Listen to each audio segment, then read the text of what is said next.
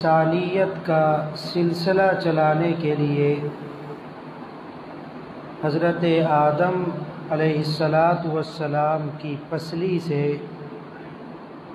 جناب سیدہ حوا علیہ السلام کو پیدا فرمایا۔ پھر ان کی جو اولاد ہے اس میں اللہ رب العزت نے انسانی سلسلے کو بڑھانے کے لیے نکاح کا قانون جاری فرمایا۔ فرمایا یا ایھا الناس انا خلقناکم من ذکر و انثی وجعلناکم شعوبا وقبائل لتعارفوا۔ اے انسانو، ہم نے تمہیں مذکر اور مؤنث کے ملاپ سے پیدا کیا اور پھر تمہارا سلسلہ نسب چلا اور اس میں مختلف قبیلے، مختلف ممالک اور خاندان کا سلسلہ اللہ رب العزت نے بنایا اور فرمایا لتعارفوا۔ یہ دنیا کی ساری چیزیں تعارف کے لیے ہیں۔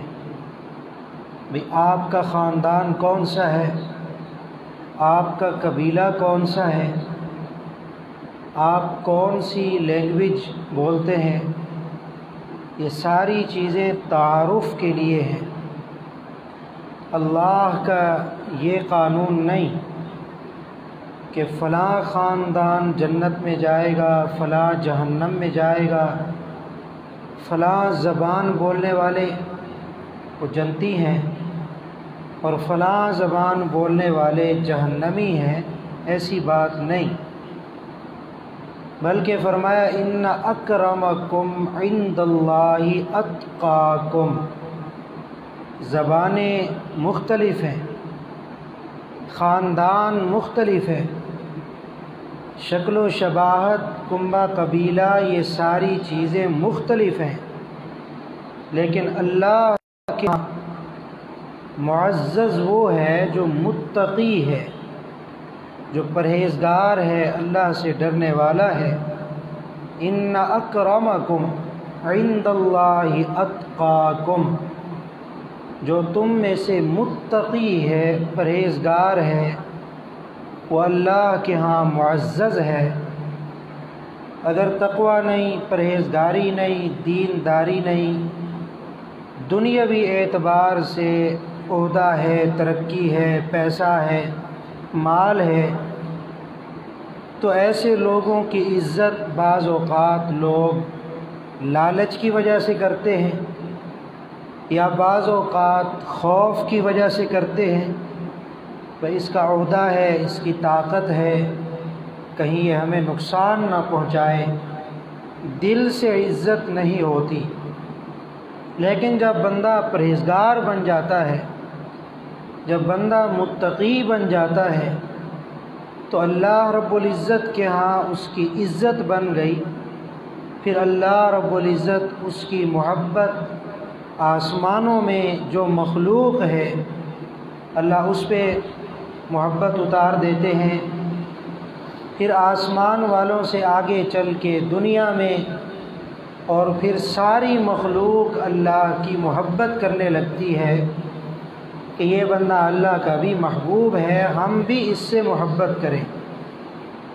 تو فرمایا انا خلقناکم من ذکر و انثی، ہم نے تمہیں مذکر اور مؤنث سے پیدا کیا۔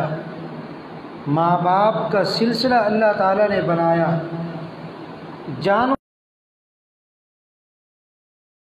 میں رشتوں کا تقدس اللہ رب العزت نے نہیں رکھا کہ یہ ماں ہے، یہ بہن ہے، یہ بیٹی ہے، لیکن انسانوں میں اللہ رب العزت نے تقدس رکھا۔ ماں ہے تو اس کو کس لحاظ سے عزت دینی ہے، بہن ہے تو اس کا احترام کیسے کرنا ہے، بیٹی ہے تو اس کے سر پہ دست شفقت کیسے رکھنا ہے، یہ ساری چیزیں اللہ رب العزت نے انسان کے لیے خصوصاً مسلمان کے لیے بنائی۔ رسول اللہ صلی اللہ علیہ وسلم کی تشریف آوری سے پہلے دنیا میں جہالت عام تھی، تو جہالت میں ایک چیز یہ بھی تھی کہ لوگ نکاح کو تو عیب سمجھتے تھے، بیوی کو عیب سمجھتے تھے، اور ویسے یارانہ دوستیاں تعلق رکھنا، غلط تعلق رکھنا، اس پر لوگ فخر محسوس کرتے تھے۔ اگر کسی محفل میں بیٹھے ہوں تو وہاں اگر کوئی پوچھ لے کہ آپ شادی شدہ ہیں تو وہ لوگ شرماتے تھے، شادی کے تذکرے سے، بیوی کے تذکرے سے شرماتے تھے۔ لیکن جب محفل لگی ہوتی تھی تو اس میں بڑے فخر سے بتاتے تھے نعوذ باللہ، ہم نے اتنی زیادہ لوگوں کی عزت تار تار کی ہوئی ہے۔ یہ لیلا مجنوں کے جو قصے ہیں یہ کوئی ایک قصہ نہیں، نبی علیہ السلام کی تشریف آوری سے پہلے دنیا میں اتنی جہالت تھی کہ شہوت کے مارے ہوئے لوگ، ہر مرد مجنوں لگتا تھا، ہر عورت لیلا لگتی تھی۔ رسول اللہ صلی اللہ علیہ وسلم دنیا میں تشریف لائے تو آپ نے پاکیزگی کا درس دیا، حیا کا درس دیا، شرم کا درس دیا، نکاح کا مقدس طریقہ سکھایا، ماں بہن بیٹی ان سارے رشتوں کی عزت کا تقدس رسول اللہ صلی اللہ علیہ وسلم نے پوری امت کو سمجھایا۔ اور آپ سے پہلے 10 قسم کے نکاح ہوتے تھے عرب میں، اور وہ سارے بیہودہ قسم کے طریقے ہوتے تھے۔ ان میں ایک یہ طریقہ بھی تھا کہ میاں بیوی آپس میں بیٹھ کے سوچتے تھے کہ ہماری اولاد جو ہے نا یہ اتنی خوبصورت نہیں، رنگ ان کا کالا ہے، ان میں زیادہ عقل مندی نہیں، ٹیلنٹ نہیں، یہ ساری چیزیں ان میں کم ہیں۔ لہذا میاں بیوی آپس میں مشورہ کر لیتے تھے کہ ایسے کرتے ہیں، تو چند دن کے لیے فلاں سردار کے پاس، فلاں خوبصورت آدمی کے پاس چلی جا، وہاں سے ہو کے واپس آ جا، تو اس کے نتیجے میں ہماری جو اولاد ہوگی وہ بڑی خوبصورت ہوگی۔ اور اس میں ان کے لیے کوئی عیب بھی نہیں تھا، کوئی آر بھی نہیں تھی، کوئی شرم بھی نہیں تھی۔ لیکن رسول اللہ صلی اللہ علیہ وسلم جب دنیا میں آئے تو آپ نے بتایا کہ یہ دیوسیت ہے، یہ بے غیرتی ہے۔ تو یہ ساری جہالت کی باتیں ہیں جو اللہ کے نبی سے پہلے دنیا میں عام تھیں۔ پھر اللہ کے نبی دنیا میں تشریف لائے تو اللہ نے انسانوں کو دوبارہ پاکیزہ بنایا، انسانوں کو دوبارہ انسانیت سیکھنے کا موقع فراہم کیا، اور فرمایا هو الذی ارسل رسولہ بالہدی ودین الحق لیظہرہ علی الدین کلہ۔ اور ایک جگہ فرمایا لقد من اللہ علی المؤمنین اذ بعث فیہم رسولا من انفسہم یتلو علیہم آیاتہ ویزکیہم ویعلمہم الکتاب والحکمہ وَإِن كَانُوا مِن قَبْلُ لَفِي ضَلَالٍ مُبِينٍ۔ اللہ فرماتے ہیں میرے محبوب کی آمد سے پہلے ساری دنیا جہالت میں، گمراہی میں، تباہی میں، بربادی کی طرف جا رہی تھی۔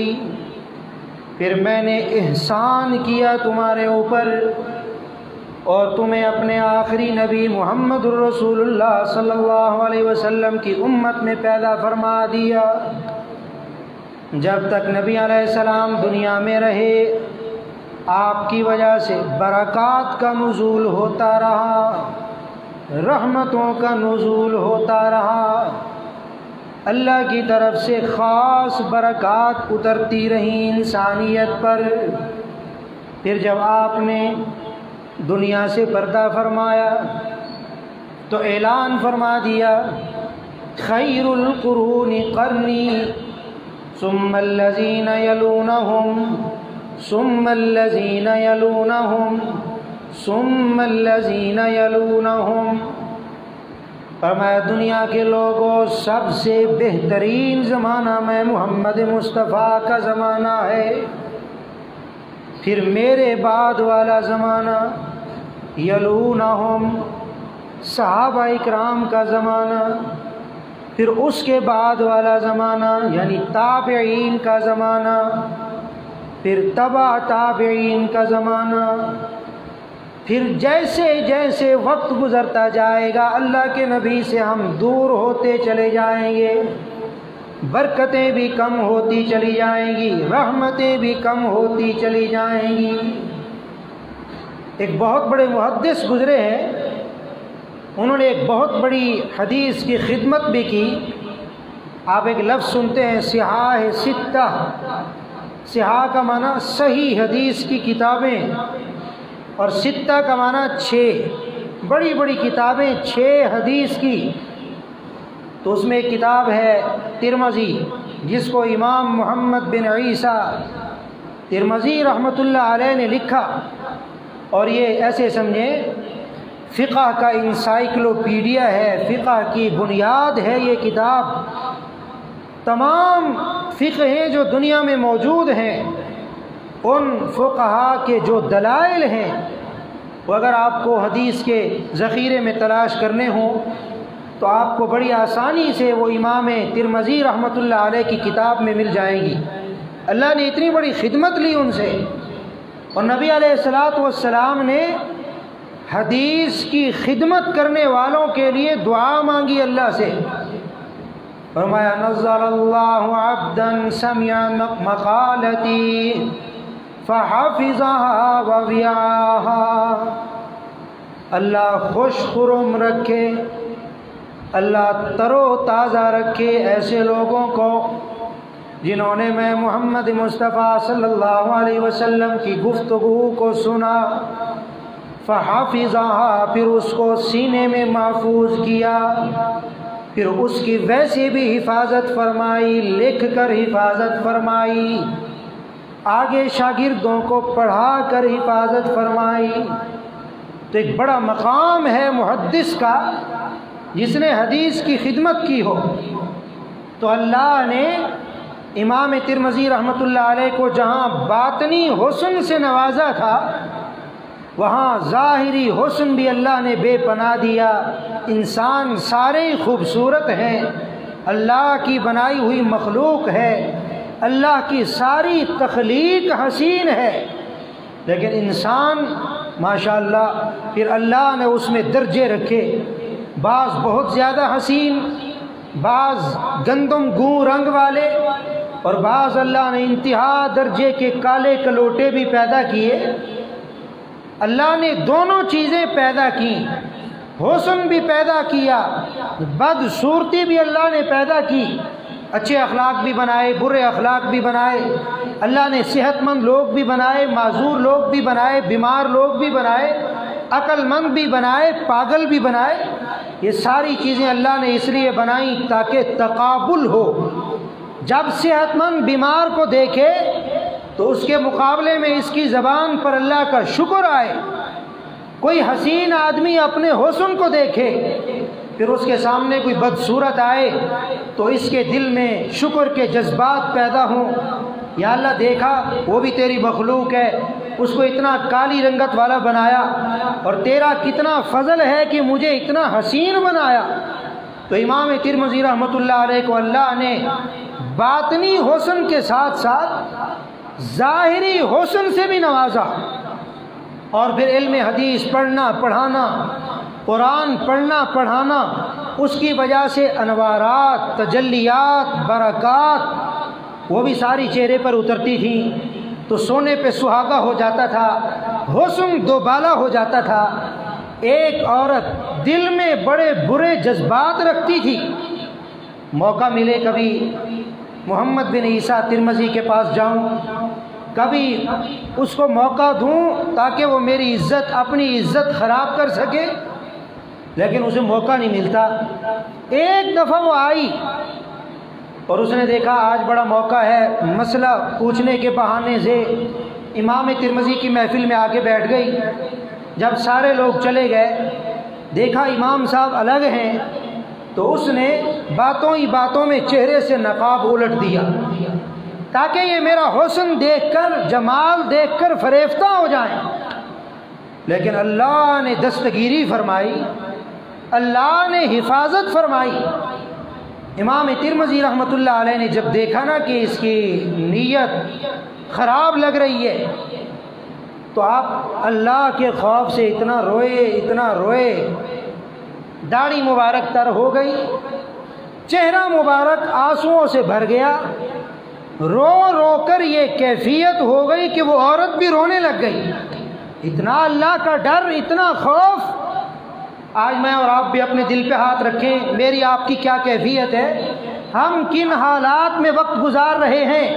ہم بھی بڑے پاک دامن بنے پھرتے، ہم بھی زنا سے نفرت کرنے والے بظاہر نظر آتے، لیکن ہماری مثال تو اس کی طرح ہے نا جس نے کہا تھا انگور کھٹے ہیں، درخت بلند اتنا تھا کہ وہاں تک اس کا نہ ہاتھ جا سکتا ہے، نہ وہ کسی ذریعے سے پہنچ کر انگور توڑ سکتی تھی۔ وہ لومڑی جس کی مثال پرانی کتابوں میں آ رہی ہے، ہمارے اردو ادب میں آ رہی ہے، جب وہ کوشش کرتی رہی انگور توڑ لوں، نہ توڑ سکی تو نیچے اتر آئی اور کہنے لگی انگور بڑے کھٹے ہیں، لہذا میرا کھانے کا دل نہیں کرتا۔ آج میری اور آپ کی پاک دامنی یہی ہے، انگور کھٹے والی، کہ ہمیں اللہ نے موقع ہی نہیں دیا۔ اللہ کی مہربانی ہو گئی، اس نے بچائے رکھا، گناہ کا موقع بنا ہی نہیں۔ اللہ نہ کرے اگر ہمارے ساتھ یہ واقعہ پیش آ جائے، ہم بڑے پاک دامن ہیں، 5 وقت کے نمازی بھی ہیں، ہم سال میں روزے بھی رکھتے ہیں، قرآن کی تلاوت بھی کرتے ہیں، لیکن اس کے باوجود اگر کوئی عورت سامنے آ جائے، ہم نہیں ہیں ہم تو 14 صدیوں بعد پیدا ہونے والے۔ میرے خیال میں یہ ہم کا لفظ میں بول رہا ہوں، اپنے آپ کو بھی شامل کر رہا ہوں، کوئی برا محسوس نہ کرے کہ مولوی صاحب خود بڑے پاک دامن ہیں اور ساری مثالیں ہمارے اوپر فٹ کرتے۔ ہمارا معاشرہ ہی کچھ ایسا ہے، ہم تو انتظار میں ہوتے ہیں کہیں موقع ملے اور فوراً برائی کر گزرے۔ لیکن امام ترمذی، عورت نے چہرے سے نقاب ہٹا دیا، کہنے لگی ترمذی کافی عرصے سے انتظار میں تھی تیرے ساتھ علیحدگی میں موقع مل جائے، لہذا میرا مقصد پورا کرو، وگرنہ شور کر دوں گی، باہر جا کر آپ کو بدنام کرنے کی کوشش کروں گی، محلہ اکٹھا ہو جائے گا، علاقے والوں میں آپ منہ دکھانے کے قابل نہیں رہیں گے۔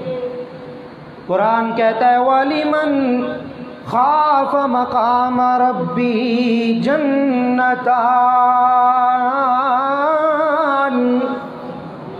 اللہ کا خوف جس دل میں آ جائے تو خلاق عالم فرماتے ہیں کہ حاجی کے لیے ایک جنت، نمازی کے لیے ایک جنت، روزہ دار کے لیے بھی ایک جنت، صدقہ خیرات کرنے والے کے لیے بھی ایک جنت۔ لیکن جب گناہ کا موقع سامنے آ جائے، اللہ کے خوف سے اگر کوئی مسلمان اپنے آپ کو گناہ سے بچا لے، قیامت والے دن سب کو میں اللہ ایک ایک جنت دوں گا، اپنے خوف سے، اللہ کے خوف سے رونے والے کو میں اللہ 2 جنتیں عطا کروں گا۔ امام ترمذی کی آنکھوں سے آنسو رواں ہو گئے، عورت بھی رونا شروع ہو گئی، حتیٰ کہ اٹھ کے چلی گئی کہ یہ تو صوفی صاحب ہیں، مولوی صاحب ہیں، عالم صاحب ہیں، قاری صاحب ہیں، یہاں میرا مقصد پورا نہیں ہوگا۔ اٹھ کے چلی گئی۔ امام ترمذی رحمۃ اللہ علیہ نے اللہ کا شکر ادا کیا کہ تو نے مجھے اس گناہ سے محفوظ رکھا، برائی سے مجھے بچا لیا۔ کئی سال گزر گئے، اس واقعے کو امام ترمذی بھی بھول گئے کہ میرے ساتھ اس طرح کا کوئی واقعہ پیش آیا۔ وقت گزرتا رہا حتیٰ کہ آپ کی عمر 60 سال کے قریب ہو گئی، بڑھاپا آ گیا، داڑھی سفید، سر کے بال بھی سفید ہو گئے، جسم بھی کمزور ہو گیا۔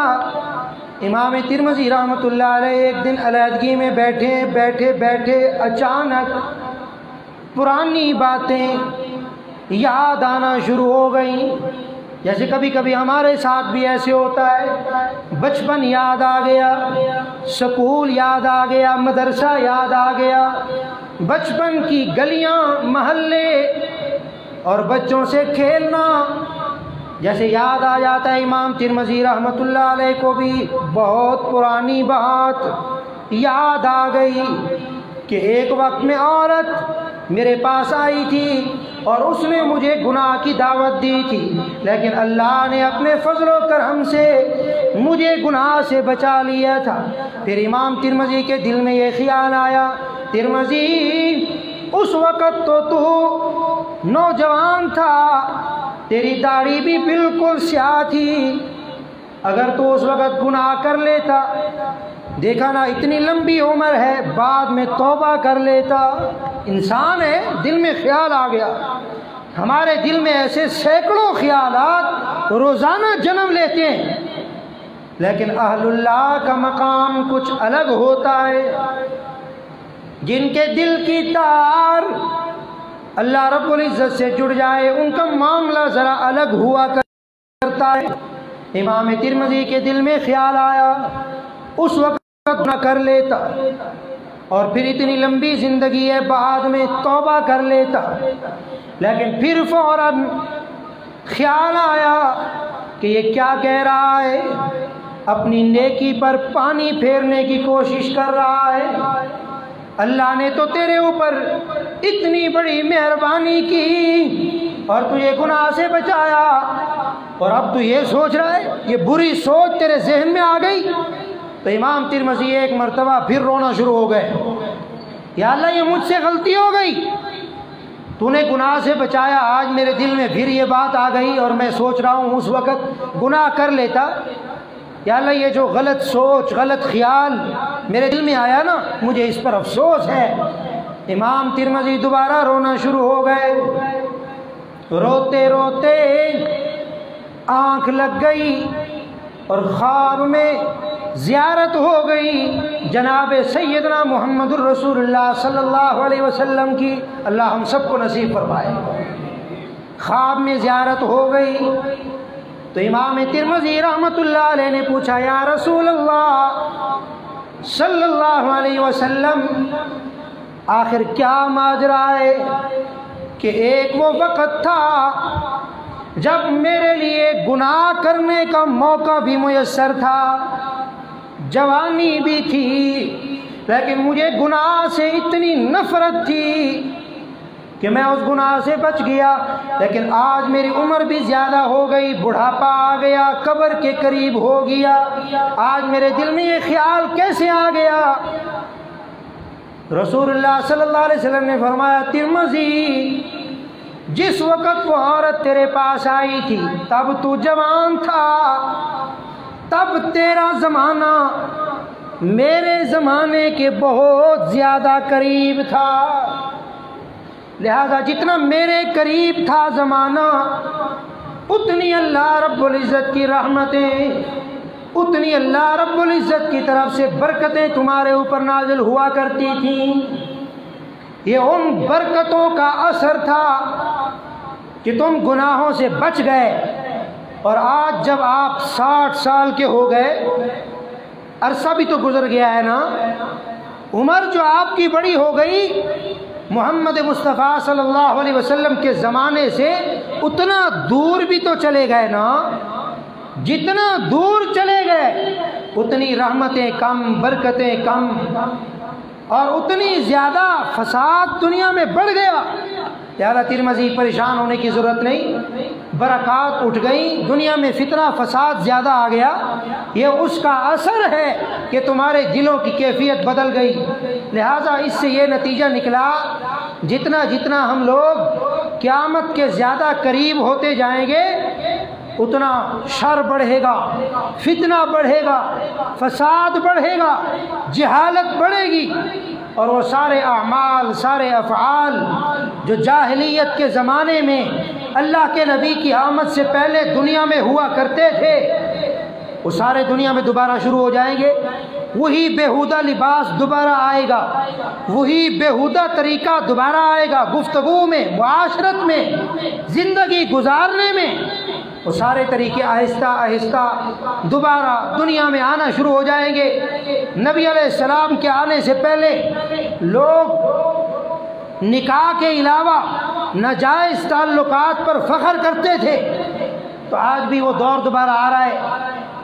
بے حیائی کے جملے اتنے عام ہو گئے کہ آج ہم بے دھڑک، اور جملے تھوڑا سا ان کا رخ بدل دیا گیا۔ پہلے اگر وہ اردو میں استعمال ہوتے تھے تو آج انہیں انگلش میں ٹرانسلیٹ کر دیا گیا، اور ہم یہ سمجھتے ہیں کہ زبان اور لینگویج بدلنے سے شاید اس کی بےہودگی میں کمی آ گئی۔ میں اس کی مثال دیتا ہوں۔ پہلے ایک جملہ بولا جاتا تھا، سود، کہتے تھے کہ سود کھانا حرام ہے، سود لینا حرام ہے، سود دینا حرام ہے۔ تو اب جملہ بدل گیا، اب سود کی جگہ لفظ آ گیا پرافٹ، تو یہ اتنا برا بھی نہیں لگتا، اتنا گندا بھی نہیں لگتا، حالانکہ سب کچھ وہی ہے، وہی گناہ، وہی برے افعال، لفظ بدل گیا، پرسنٹیج کا جملہ آ گیا، پرافٹ کا جملہ آ گیا، بینکاری آ گئی۔ تو جملہ بدلنے سے اب ہم یہ سمجھتے ہیں کہ یہ جملہ مہذب ہو گیا ہے، پاکیزہ ہو گیا ہے۔ لہذا اگر کوئی بینک کا ایجنٹ آپ کے پاس آئے، وہ آپ کو ڈائریکٹلی یوں نہیں کہے گا ہمارا بینک آپ کو اتنے سود پر، اتنے ماہانہ سالانہ اتنے سود پر آپ کو قرضہ دے رہا ہے، بلکہ وہ یوں کہے گا ہمارا بینک مختلف سکیمیں لایا ہے، اس سکیم میں ایک سکیم یہ بھی ہے آپ قرضہ لیں، بس تھوڑا سا پرافٹ سالانہ 2%، 3%، بس وہ آپ سے لیا جائے گا، اس سے زیادہ نہیں لیا جائے گا۔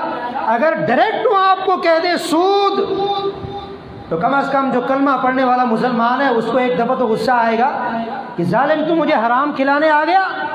اس طرح ہمارے معاشرے میں بیہودہ جملے ٹرانسلیٹ کر کے بڑے آہستہ آہستہ انداز میں پھیلا دیے گئے۔ پرانے دور میں اگر کوئی نوجوان کسی نوجوان عورت کو جو بازار میں گلی سے گزر رہی ہے، اسکول میں تعلیمی ادارے میں پڑھ رہی ہے، کسی نوجوان کی جرأت تھی اس لڑکی کو روک لے اور اسے کہے محترمہ میں آپ سے محبت کرتا ہوں، اگر آج بھی کوئی ایسے کہے تو لوگ کہیں گے بڑا بیہودہ ہے، بڑا بے وقوف ہے، بڑا جاہل ہے، بڑا بے حیا ہے، اسے شرم نہیں آتی۔ لیکن اس جملے کو بڑی نرمی سے، بڑی محبت سے ٹرانسلیٹ کر کے میں محبت کرتا ہوں کو آئی لو یو میں بدل دیا گیا۔ اب بچے کوئی یہاں لکھ رہا ہے، کوئی کاپی کی پوسٹ پہ لکھ رہا ہے، کوئی یہاں کھدائی کروا رہا ہے، کوئی دیواروں پہ لکھ رہا ہے، اور ہم یہ سمجھتے ہیں جملہ ٹرانسلیٹ ہو گیا تو اس کی بےہودگی بدل گئی۔ لہذا دور جدید کے فتنوں میں ایک فتنہ آج کل یہ بھی آ گیا، وہ جی آپ کی گرل فرینڈ کتنی ہے، آپ کی گرل فرینڈ ہے، آپ کا کوئی بوائے فرینڈ ہے، جملہ بدل دیا گیا۔ پرانے زمانے میں یہ جملہ رنڈیوں کے لیے بولا جاتا تھا، ہاں صاحب آپ کاروباری ہیں، آپ کے رنڈیوں سے بھی تعلق ہیں، آپ وہاں بھی جایا کرتے ہیں۔ رنڈی کا لفظ اسے بڑے پیارے انداز میں ٹرانسلیٹ کیا گیا اور بدل کے کیا نام رکھا گیا، یہ ہمارا زندگی کا پارٹنر ہے، زندگی گزارنے کے لیے ہم پارٹنرشپ کر رہے ہیں، یا اس کے لیے جملہ بدل دیا گیا گرل فرینڈ، بوائے فرینڈ، اور پھر آہستہ آہستہ آہستہ مسلمان معاشرے میں اسے عام کیا گیا۔ آج جتنا نفرت ہمیں رنڈی کے جملے سے، بازاری عورت کے جملے سے ہے، شاید آج کا پڑھا لکھا نوجوان گرل فرینڈ سے، بوائے فرینڈ سے اتنی زیادہ نفرت نہیں کرتا۔ آپ کیا سمجھتے ہیں؟ ٹرانسلیشن سے جملے کی بےہودگی بدل گئی۔ یہ جملوں کے ہیر پھیر سے آپ اپنے نفس کو دھوکہ دے سکتے ہیں، اللہ رب العزت کی ذات کو دھوکہ نہیں دے سکتے۔ لہذا آج بڑے میٹھے میٹھے انداز میں یہودیوں کی نرسری میں ایسی ہماری مستقبل کی لیڈرشپ تیار ہو رہی ہے، وہ کبھی کبھی اپنا گند اندر والا باہر لاتے ہیں، کبھی کہتے ہیں جی نکاح یہ ہمارے لیے تہمت کی بات ہے، کبھی کہتے ہیں ہمیں سمجھ نہیں آتی کہ لوگ نکاح کیوں کرتے ہیں، کبھی کہتے ہیں مسلمانوں کے پیغمبر نے 11 نکاح کیوں کیے۔ انہیں نائٹ کلب سمجھ میں آتے ہیں، انہیں زنا کے اڈے سمجھ میں آتے ہیں، انہیں ہزاروں خواتین کی عصمت دری سمجھ میں آتی ہے، لیکن ایک پاکیزہ طریقہ، ایک میٹھا طریقہ، ایک صاف ستھرا طریقہ اللہ کے نبی نے، محمد الرسول اللہ صلی اللہ علیہ وسلم نے امت کو دیا، اس سے ان کو نفرت ہے۔ اللہ ہم سب کو سمجھ نصیب فرمائے، اللہ ہماری آنے والے نسلوں کی عزت کی، ناموس کی، غیرت کی اللہ رب العزت حفاظت فرمائے۔ رسول اللہ صلی اللہ علیہ وسلم نے اپنی زندگی میں 11 نکاح فرمائے، اس میں بڑی حکمتیں تھیں۔ ایک مستقل ایک عنوان ہے کہ شریعت نے عام مسلمان کو 4 نکاح کرنے کی اجازت دی، اور محمد مصطفیٰ صلی اللہ علیہ وسلم کو اللہ نے 11 نکاح کرنے کی اجازت دی۔ آخر اس میں حکمتیں کیا ہیں؟ ایک مستقل عنوان ہے۔ ان حکمتوں میں ایک حکمت یہ بھی تھی کہ اللہ کے نبی کی زندگی کے 2 حصے ہیں۔ ایک حصہ آپ کی باہر والی زندگی، کبھی آپ مسجد نبوی میں، کبھی آپ سفر میں، کبھی آپ جہاد میں، کبھی آپ بدر میں، کبھی آپ احد میں، کبھی آپ بازار میں، کبھی آپ تاجر کی شکل میں نظر آ رہے ہیں، کبھی آپ سپہ سالار کی شکل میں نظر آ رہے ہیں۔ یہ نبی علیہ السلام کی وہ زندگی ہے جو سارے صحابہ اکرام کے سامنے تھی، صحابہ کھلی آنکھوں سے دیکھتے تھے، یاد کرتے تھے، اپناتے تھے، امت تک پہنچا کر گئے۔ اور نبی علیہ السلام کی زندگی کا ایک حصہ ہے گھر والی زندگی، 4 دیواری والی زندگی۔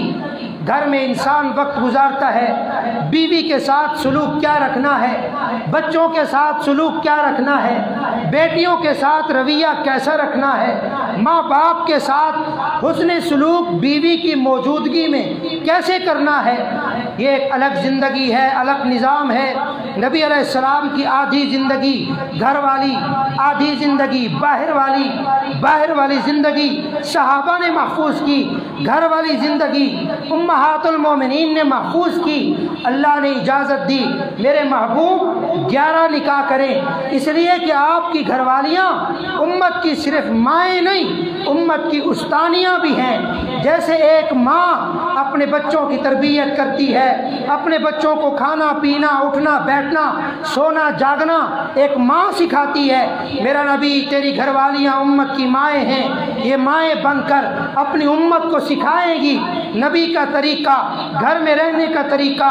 لہٰذا جتنی زیادہ مائیں ہوں گی، جتنی زیادہ استانیاں ہوں گی، اتنی زیادہ امت کو فائدہ ہوگا۔ نبی علیہ السلام نے اس لیے 11 نکاح فرمائے، اور بھی اس کے اندر بڑے فوائد ہیں۔ ایک فائدہ یہ بھی تھا، نبی علیہ السلام نے مختلف خواتین، کوئی اپنی رشتہ دار ہے، کوئی رشتہ دار نہیں، دور پر ایک ہی عورت ہے، کوئی بوڑھی بڑی عمر کی ہے اور کوئی بالکل نوجوان ہے، کوئی متعلقہ ہے، کوئی کماری ہے۔ اللہ کے نبی نے ساری عورتوں کو اپنے نکاح میں جمع کیا تاکہ آنے والی امت کو سبق دیا جائے، درس دیا جائے۔ رشتہ دار عورت ہے، سلوک کیسے کرنا ہے، دور پر ایک ہی عورت ہے، بیوی بن کے گھر میں آئی، سلوک کیسے کرنا ہے۔ اگر وہ متعلقہ ہے، پہلے اس کا شوہر تھا، طلاق دے دی، اب آپ کے نکاح میں آئی، سلوک کیسے کرنا ہے۔ اگر یہ متوفی عنہا زوجہا ہے، شوہر فوت ہو گیا اور پھر یہ آپ کے نکاح میں آئی، اس کے ساتھ سلوک کیسے کرنا ہے۔ تو یہ ساری چیزیں اللہ کے نبی نے مختلف قسم کی عورتوں سے نکاح کیا تاکہ قیامت تک آنے والی امت کے لیے سبق بن جائے، درس بن جائے، نمونہ بن جائے۔ اب نبی علیہ الصلوۃ والسلام جب مسجد نبوی میں آتے اور آپ تذکرہ کرتے، آج میں گھر گیا تو میری عائشہ کے ساتھ یہ گفتگو ہوئی، آج میں گھر گیا سیدہ حفصہ کے ساتھ میں نے یہ بات کی، آج میں گھر گیا ام سلمہ کے ساتھ میں نے کھانا کھایا، آج میں گھر گیا حضرت زینب کے ساتھ میں نے پانی پیا۔ یہ ساری باتیں اللہ کے نبی مسجد نبوی میں کرتے تھے۔ زمانہ جاہلیت کے لوگ تعجب کرتے تھے، یار یہ کیسا نبی ہے، یہ تو بیویوں کے ساتھ محبت کرتا ہے، بیویوں کے ساتھ پیار کرتا ہے، کیونکہ وہ جاہل لوگ تھے، انہوں نے تو گرل فرینڈ بنائی تھی نا۔ یہ جاہلیت کا پرانا طریقہ ہے، وہ اپنے گرل فرینڈ کے تذکرے کرتے تھے، میری لیلا ایسی، میری محبوبہ ایسی۔ لہٰذا جنہیں اپنی محبوباؤں سے پیار تھا وہ اپنی محبوباؤں کے تذکرے کرتے تھے۔ نبی علیہ السلام دنیا میں آئے تو آپ نے فرمایا یہ سارے طریقے بیہودہ، یہ سارے طریقے غلط۔ اللہ نے جو تمہارے گھروں میں بیویاں بھیجی ہیں، محبت کرنی ہے تو ان سے کرو، پیار کرنا ہے تو ان سے کرو، اظہار محبت کرنا ہے تو ان سے کرو۔ لوگوں کے سامنے اگر کسی عورت کے ساتھ محبت کا تذکرہ کرنا ہے، بجائے کسی نامحرم کے اپنی بیوی کی محبت کا تذکرہ کرو۔ پیارو، یہ میرے نبی کی سنت ہے، یہ میرے نبی کا طریقہ ہے۔ آج جو لوگ نکاح پر اعتراض کر رہے ہیں، یہ اصل میں اعتراض تو کرنا چاہتے ہیں نبی علیہ السلام پر، اصل میں یہ اعتراض کرنا چاہتے ہیں اللہ کے نبی کے 11 نکاحوں پر، لیکن جرأت نہیں ہوتی۔ مسلمانوں میں غیرت موجود ہے، اگر ہم نے ڈائریکٹ اعتراض کیا مسلمانوں میں غصہ پیدا ہو جائے گا، لہٰذا انڈائریکٹ اعتراض کیا گیا، اور اس انڈائریکٹ میں یہ جملے کہے گئے، او جی سمجھ میں نہیں آتی یہ لوگ نکاح کیوں کرتے ہیں، مولویوں نے نکاح پڑھایا، مولویوں نے نکاح کا طریقہ رائج کیا، درمیان میں مجھے آپ کو لائے تاکہ اللہ کے نبی پر اعتراض ایک واسطے سے کیا جائے۔ اگر یہ اعتراض یہودی کرے کوئی بات نہیں، یہ اعتراض عیسائی کرے کوئی بات نہیں، لیکن افسوس اس وقت ہوتا ہے جب یہ اعتراض ایک ایسی عورت کرتی ہے جو یہ دعویٰ بھی کرتی ہے کہ میں مسلمان ہوں، میں کلمہ پڑھنے والی ہوں اور میرا تعلق ایک اسلامی ملک سے ہے۔ اگر مسلمان ہو تو پھر مسلمان بن جاؤ، اگر یہ اعتراض کرنے ہیں تو کھل کر سامنے آؤ اور ساری دنیا کو بتا دو میں مسلمان نہیں، میرا اسلام سے تعلق نہیں، جن کی نرسری میں پل رہی ہوں، میرا مذہب بھی وہی، عقیدہ بھی وہی۔